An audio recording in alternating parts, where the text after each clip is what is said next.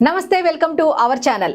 Megastar Chiranjeevi నటిస్తున్న మనశంకర్ వరప్రసాద్ చిత్రం ఎంత తొందరగా రిలీజ్ అవుతుందా అని చాలా మంది చూస్తున్నారు.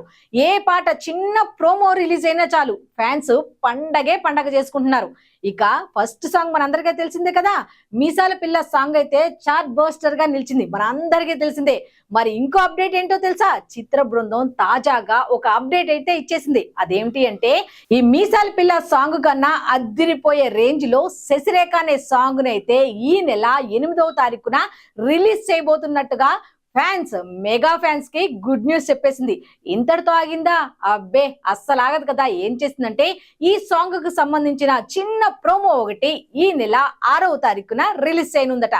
ఇక మెగా ఫ్యాన్స్ అయితే 6వ తారీఖు ఎప్పుడు వస్తుందా, 8వ తారీఖు ఎప్పుడు వస్తుందా, అసలు మొత్తం ఎప్పుడు చూసేద్దామా అని రెడీగా ఉన్నారు.